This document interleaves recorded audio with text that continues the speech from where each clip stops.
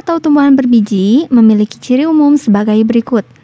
Yang pertama, memiliki organ vegetatif berupa akar, batang, dan daun sejati.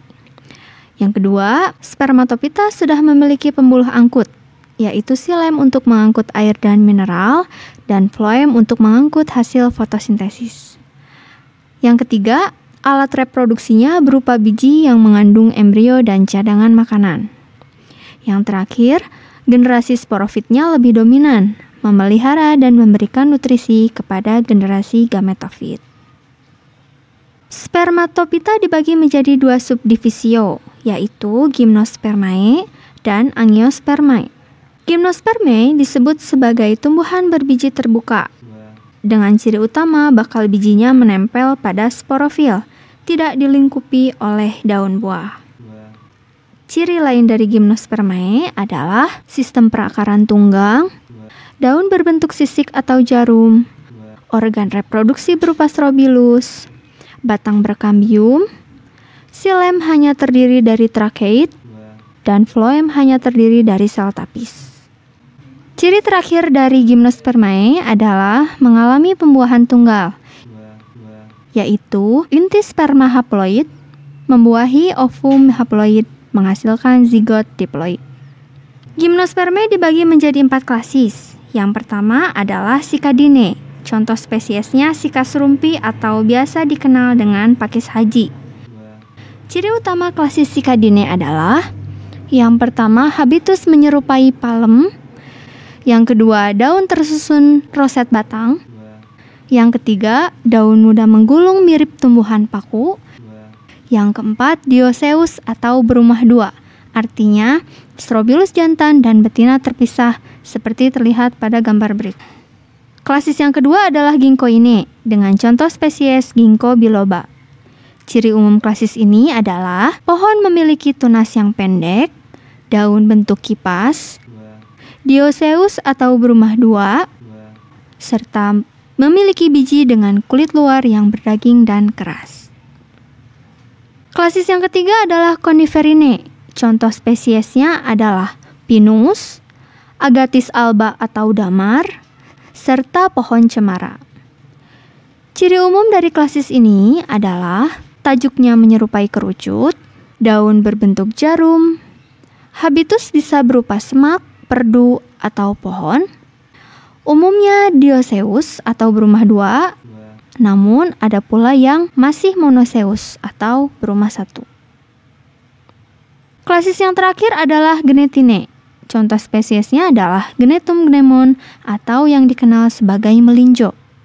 Ciri umum klasis ini adalah tumbuhan berkayu, batang bercabang atau tidak, dioecious atau berumah dua, bentuk daunnya lebar menyerupai Angiospermae atau tumbuhan berbiji tertutup. Subdivisio berikutnya adalah Angiospermae atau tumbuhan biji tertutup, yang memiliki ciri utama bakal bijinya atau ovulum dilingkupi oleh bakal buah atau ovarium.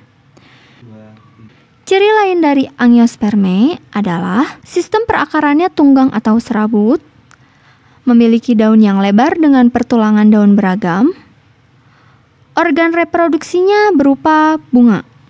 Berikut ini adalah bagian-bagian dari bunga Angiospermae. Yang pertama adalah perhiasan bunga yang terdiri dari kelopak atau calyx. Helaiannya disebut sepal.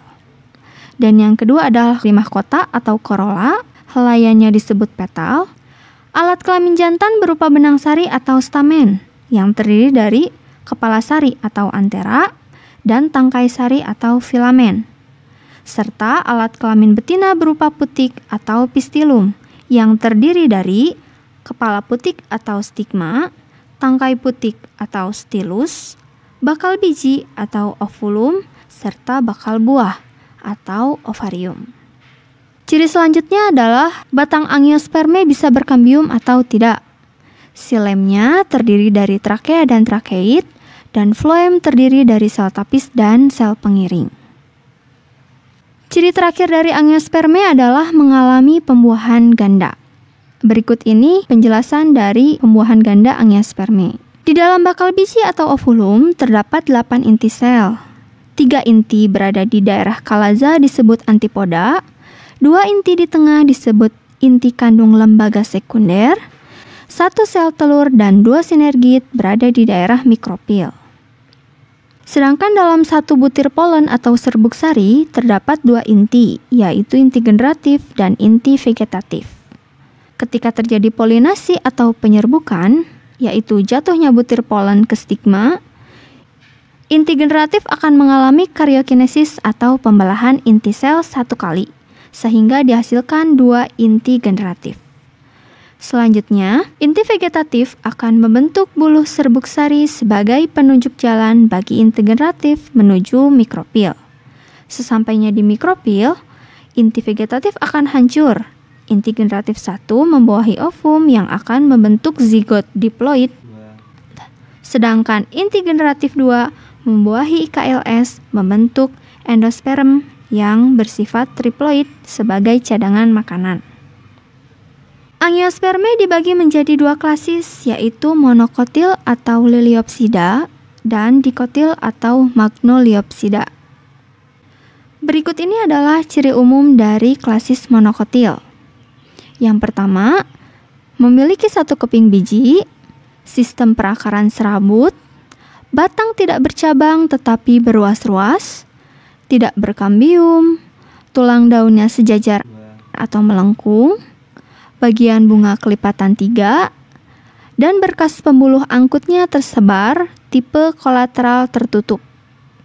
Contoh ordo dari klasis monokotil adalah yang pertama liliales, yaitu contohnya bunga tulip dan lili. Yang kedua arecales, contohnya kelapa. Yang ketiga poales, contohnya padi. Yang keempat sigiberales, contohnya jahe dan kunyit. Yang kelima pandanales, contohnya pandan.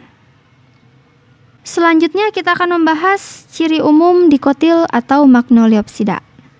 Yang pertama, dikotil memiliki 2 keping biji. Sistem perakarannya tunggang, batangnya bercabang dan berkambium. Tulang daunnya menyirip atau menjari, bagian-bagian bunga kelipatan 4 atau 5, berkas pembuluh angkutnya tersusun melingkar tipe kolateral terbuka. Contoh ordonya, yang pertama Fabales, contoh spesiesnya putri malu. Yang kedua Piperales, contohnya sirih dan lada. Yang ketiga Rosales, contohnya mawar. Yang keempat Solanales, contohnya tomat dan cabai. Yang kelima Sapidales, contohnya jeruk bali. Berikut ini adalah gambar perbandingan monokotil dan dikotil. Sekian pembahasan materi kali ini, semoga bermanfaat. Salam edukasi dari RBD.